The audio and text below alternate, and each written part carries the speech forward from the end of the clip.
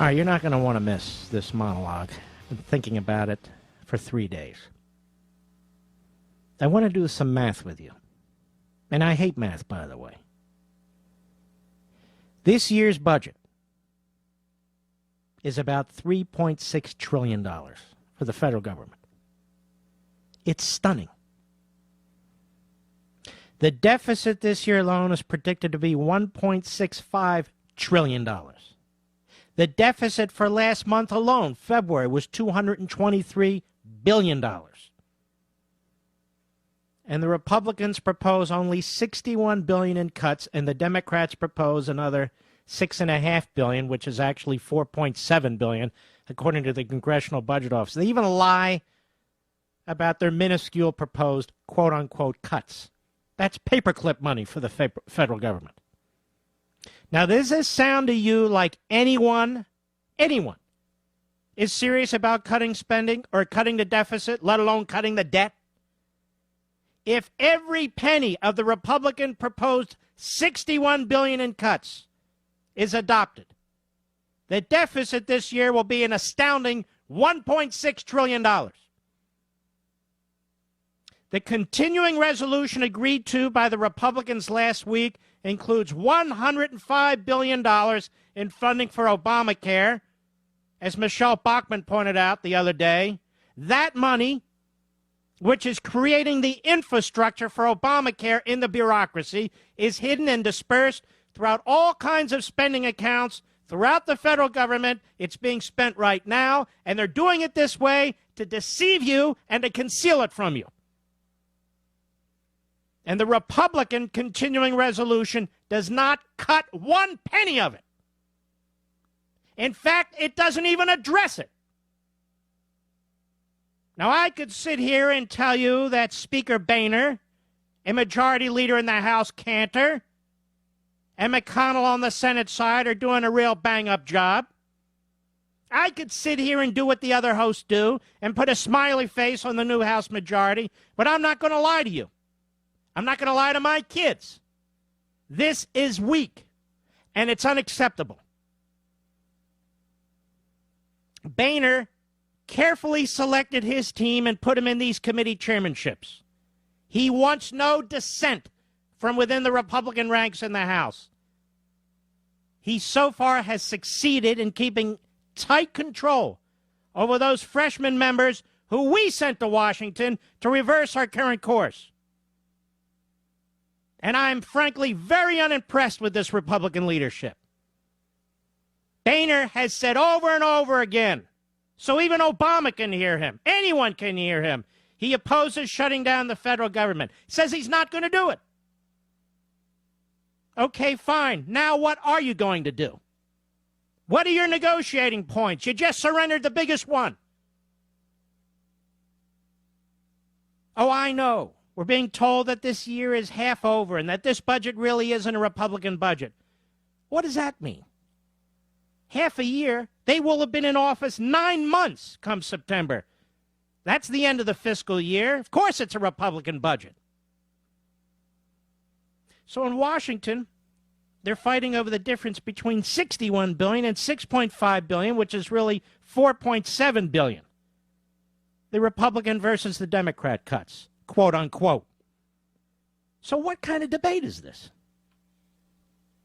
Are the Republicans so incompetent and impotent that they can't muster the political strategies and language to explain to the American people that we're headed for the abyss, that our country's being destroyed from within, and that this generation needs to stand up for the next generation? Is it really that hard to explain why public broadcasting, which makes hundreds of millions of dollars a year, needs to be privatized? Is it really so hard to explain why Head Start, which is so minimal accomplishment, needs to be cut? Is it really so hard to explain why the national parks need to be closed a few weeks so our children can survive another generation? Is it really that hard to do? The left is destroying the civil society. They are destroying the nature and culture of our society. They are consuming our liberty and our private property at a rate unknown before. They are running Ponzi schemes one after another. They are wasting hundreds of billions of dollars. They are fattening the bureaucracy. They are building monuments to themselves. And they are doing so at the expense of our children by spending wealth that hasn't even been created yet. Is this really that hard to explain? Let me tell you something.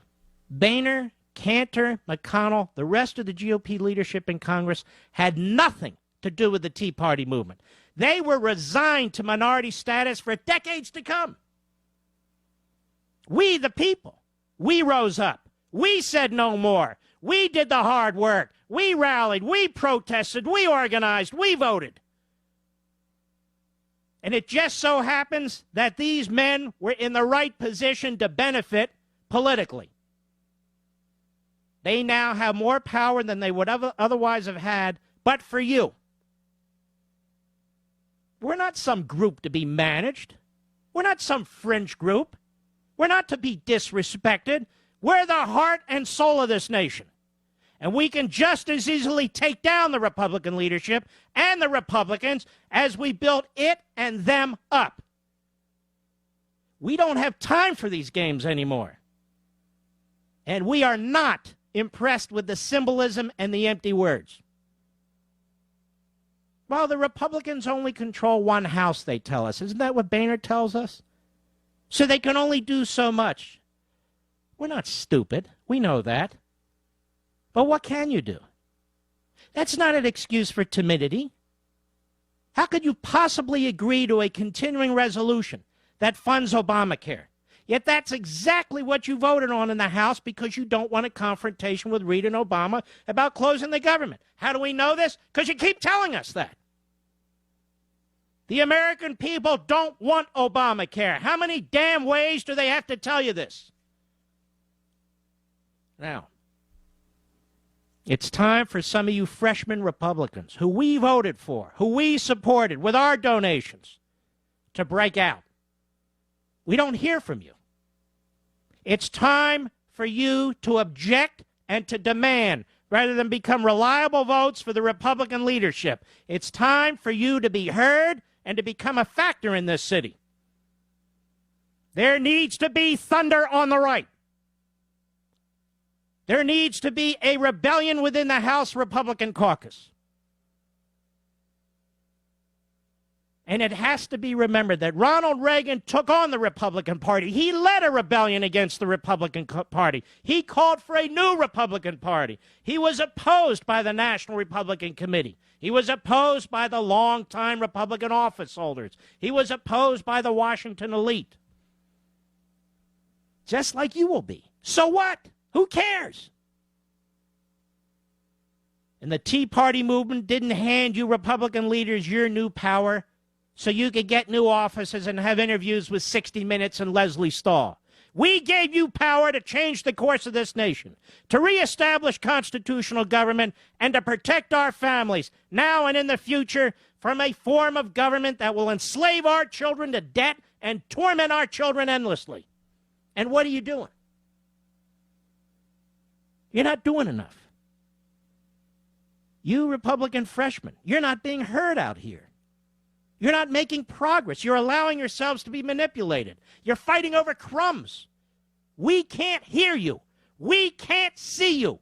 Where are you? Break free. I said in Liberty and Tyranny, the statist has constructed a Rube Goldberg array of laws and policies that have institutionalized his objectives. His success breeds confidence in the limitlessness of his endeavors. For the conservative, the challenge is dawning and the road will be long and hard. But it took the statist nearly 80 years to get here, and it will take the conservative at least as long to change the nation's direction. But there's no time to waste. The conservative must act now, and in doing so, he must reject the ideological boundaries the statist and the neo-statist seek to impose on him, since they're self-defeating. That's 2 years ago. He must be resolute in purpose, yet flexible in approach. He must search out opportunities and exploit them. He must be overt and covert. He must not reject compromise if the compromise is likely to advance the founding principles. But he must reject compromise if the compromise is of little consequence and a diversionary end in itself. Gee, what's that sound like? I said the conservatives must take heart from and learn the lessons of his nation's history. America's founding, the Civil War, World War II were epic and at times seemingly insurmountable wars of liberty against tyranny, which would have destroyed the civil society had they been lost. The challenge today is in many ways more complicated because the soft tyranny comes from within and utilizes the nation's instrumentalities against itself.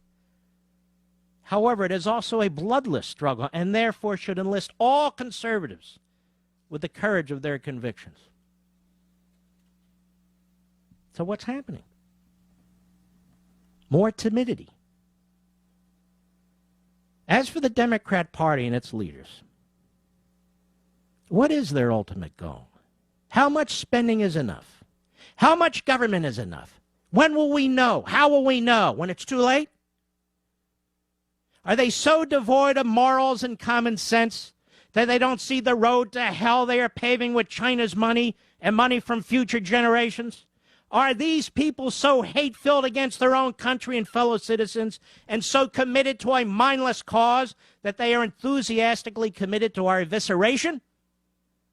Are they so drunk by their own ideology and ambition that they are hell-bent on destroying the most tolerant, free, compassionate, prosperous, and dynamic society ever known to man? These are not people to be negotiated with, for they are not people of goodwill or good faith. These are people whose agenda is no longer legitimate, for the agenda is dangerous and destructive. Exactly where would the Democrat Party of today drag this country if it had complete will over us? What kind of nation would this become? What kind of society would this become? What of the Constitution? What of individual liberty? What of private property rights? What exactly does the Democrat Party stand for today? Isn't it time we demanded to know with some degree of specificity and exactitude? The Democrat Party cannot tell us where they want to go, but they demand that we go there anyway.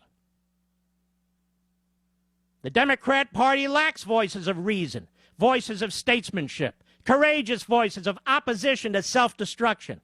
It speaks with one voice, a voice that has clearly taken sides, not with liberty, but tyranny. Now, we have an opportunity in this country that few civilizations experience. That is to see our future under liberty or tyranny, and to influence the outcome before it's too late, before this grand civil society is swallowed up by an all-powerful federal government. We damn well expect the Republican leadership to get the message, and if they don't, I'm going to leave an effort to replace them. We'll be right back.